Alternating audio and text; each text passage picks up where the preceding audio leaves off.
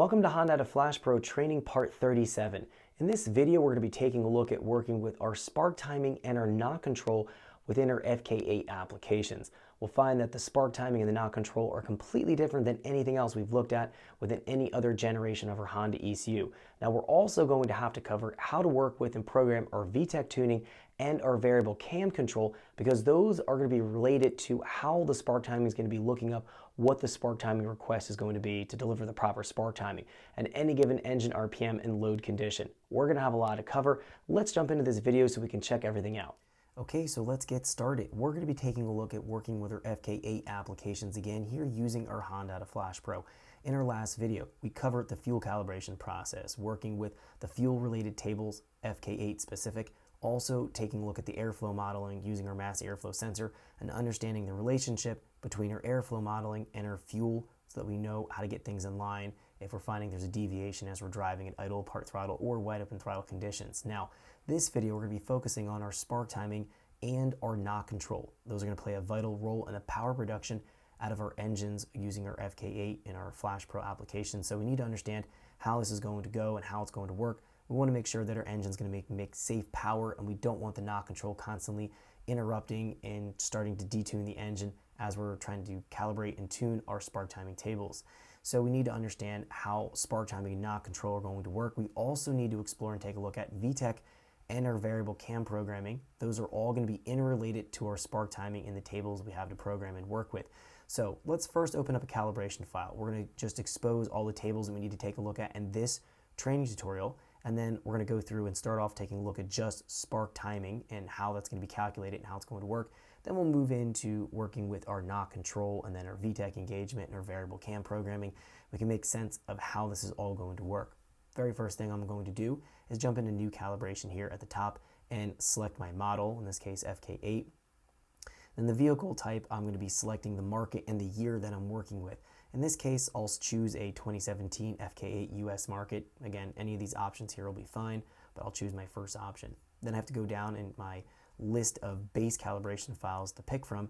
I'll go here and just choose the same file that we're working with in our previous video, so we can see this is going to be the 93 octane downpipe intercooler improved throttle response. Now again, it doesn't really matter which file you choose here. The idea of what we're covering here and talking about is just really conceptual ideas, and it's not going to be just one specific file that we're working with. They're all going to be operating in the exact same kind of manner.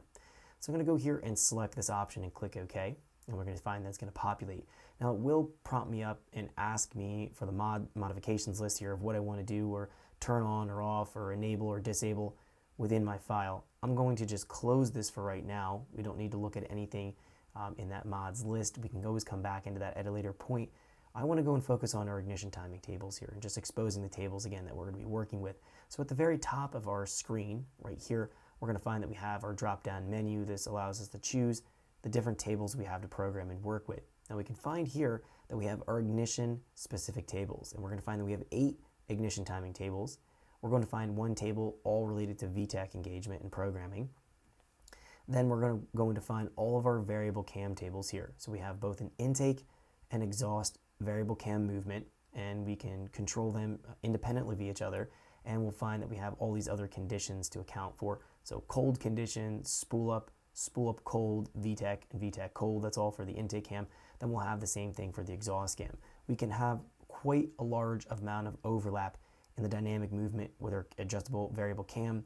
It allows the turbocharger to spool very quickly, and then we can bring back and dial out the overlap as we get into high engine RPM.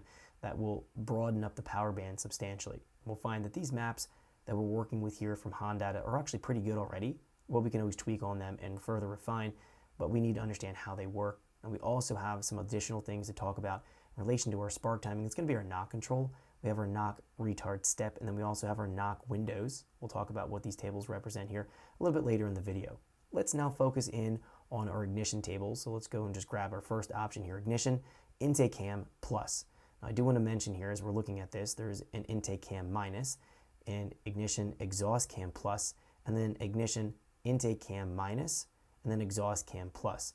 This will represent the different conditions that we might be operating our engine in as far as our cam movement. So we'll find that the ignition timing can flip between our different tables and move dynamically through the blending of these tables for what it's going to reference for the spark timing, depending on what our variable cam movement's at. So depending if our exhaust cam is just plus and the intake cam is going to, or the exhaust cam is going to be advanced and the intake cam is not going to be doing anything, or the intake cam is going to be retarded, or the intake cam is going to be advanced, or intake cam is going to be retarded and exhaust cam is going to be advanced, it can go and have this high dynamic movement between these tables. Again, interpolating and bouncing through all the different tables.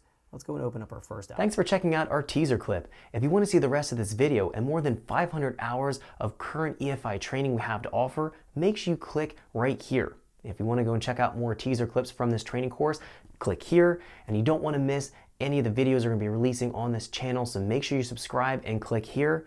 Thanks for watching, and I'll see you guys later.